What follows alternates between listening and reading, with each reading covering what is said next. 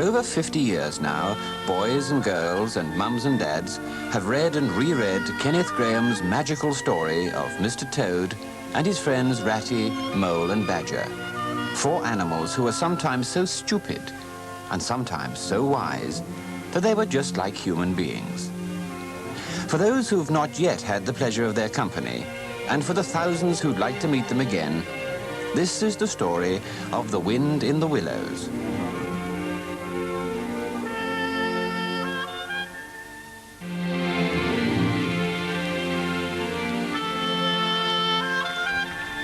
Ratty, said the mole suddenly, one bright and sunny morning, if you please, I want to ask you a favour.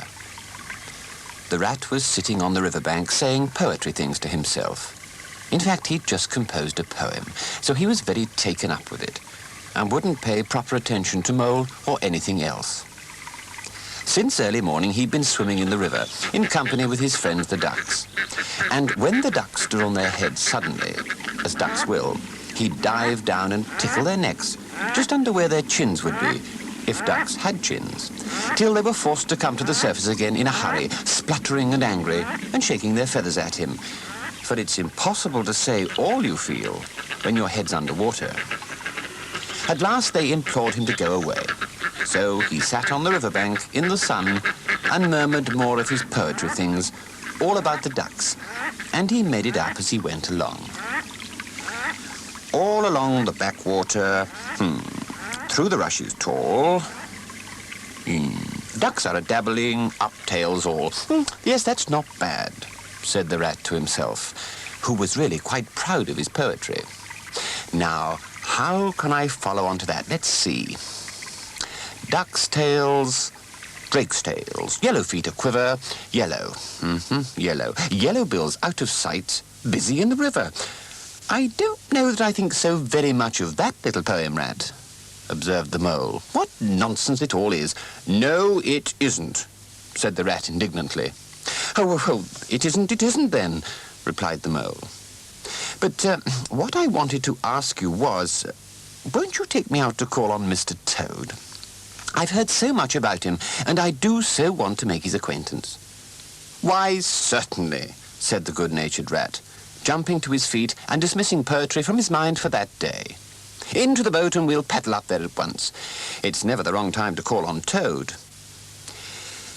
He must be a very nice animal, observed the mole, as he got into the boat and took the sculls, while the rat settled himself comfortably in the stern. He is indeed the best of animals, replied Rat. So simple, so good-natured, and so affectionate. Perhaps he's not very clever. We can't all be geniuses, and it may be that he's both boastful and conceited. But he's got some very great qualities, has Toady.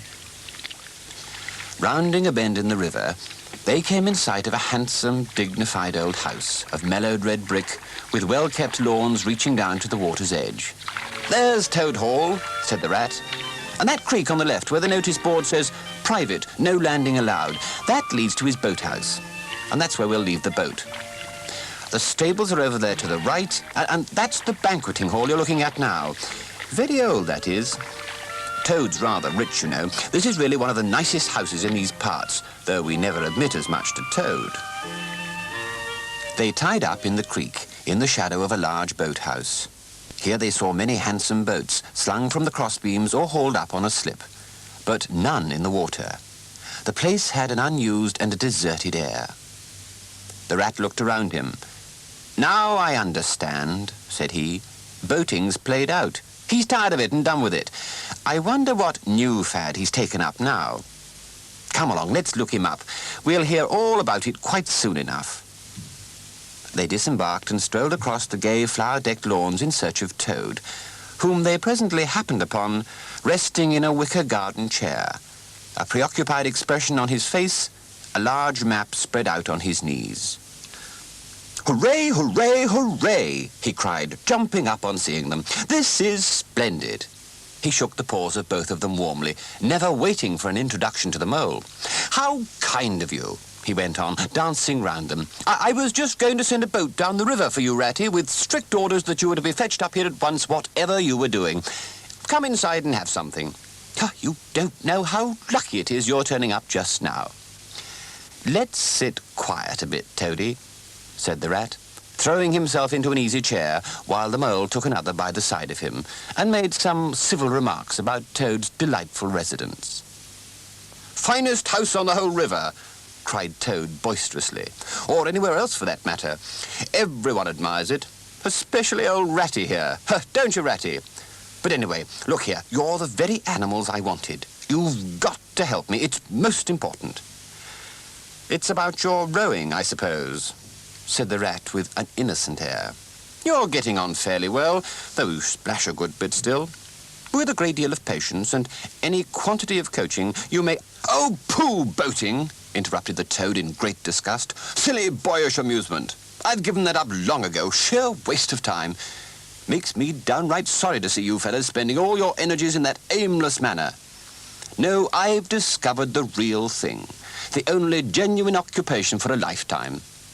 I can only regret the wasted years that lie behind me, squandered in trivialities. Come with me, dear Ratty, and your amiable friend also, if you'll be so good, just as far as the stable yard, and you shall see what you shall see.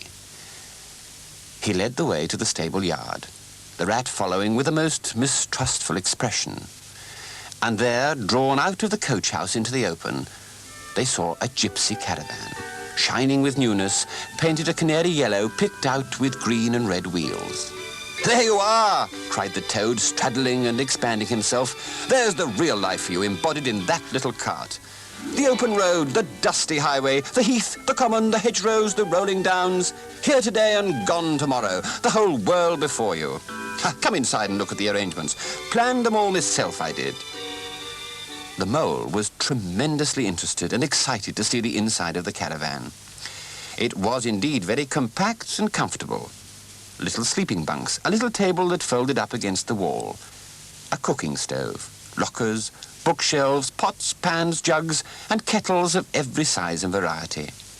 It's all complete, said the Toad triumphantly. You'll find that nothing whatsoever has been forgotten when we make our start this afternoon. I beg your pardon, said the rat as he chewed a straw, but did I overhear you say something about we and start and this afternoon? Now, you dear good old Ratty, said the Toad imploringly. Don't begin talking in that stiff and sniffy sort of way because, well, you know you've got to come. You surely don't mean to stick to your dull, fusty old river all your life and just live in a hole in a bank and boat? I don't care, said the rat doggedly, and I'm not coming, and that's flat. And I am going to stick to my old river and live in a hole and boat as I've always done. And what's more, Mole's going to stick to me and do just as I do, aren't you, Mole? Of course I am, said the Mole loyally. I'll always stick to you, Rat. All the same, it sounds as if it might have been, well, rather fun, you know. Poor Mole. This fresh aspect of adventure was so tempting, and he'd fallen in love at first sight with the canary-coloured cart and all its little fitments. The rat saw what was passing in his mind and wavered. He hated disappointing people, and he was fond of Mole and would do almost anything to oblige him. Toad was watching both of them very closely and suggested, diplomatically, that they might have some lunch. During luncheon, which was excellent, of course, as everything at Toad Hall always was, the Toad simply let himself go. Disregarding the rat, he proceeded to play upon the inexperienced Mole as on a harp. He painted the prospects of the trip in such glowing colours that the Mole could hardly sit in his chair for excitement. Somehow it seemed taken for granted by all three of them that the trip was a settled thing. And the rat, though still unconvinced in his mind, allowed his good nature to override his personal objections. When they were quite ready, the now triumphant Toad led his companions to the paddock and set them to capture the old grey horse, who, not having been previously consulted about the trip, was extremely annoyed. He frankly preferred the paddock, and the Mole and the rat found he took a good deal of persuading. But at last, after telling him just how much fun their intended trip would be, they managed to convince him it would be worthwhile. So, at long last, the Toad, Mole and Ratty set off. It was a golden afternoon. The smell of the dust they kicked up was rich and satisfying. Out of thick orchards on either side of the road, birds called and whistled to them cheerily. Good-natured wayfarers passing them gave them good day and said nice things about their beautiful cart. And rabbits sitting at their front doors in the hedgerows held up their forepaws and said, "Oh my, oh my."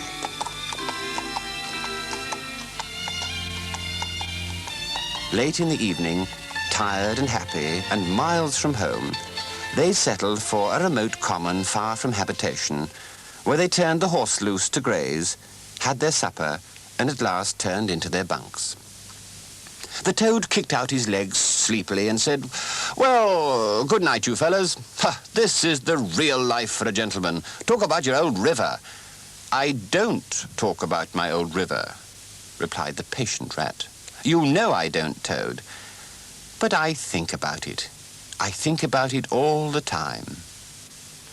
The Mole reached out from under his blanket, felt for the rat's paw in the darkness, and gave it a squeeze. "I'll do whatever you like, Ratty," he whispered. "Shall we run away tomorrow morning, quite early, very early, and go back to our dear old hole on the river?" "No, no, no, we'll see it out," whispered back the rat. "Thanks awfully, but I ought to stick by Toad. It wouldn't be safe for him to be left to himself. It won't take very long. This fad will soon be ended."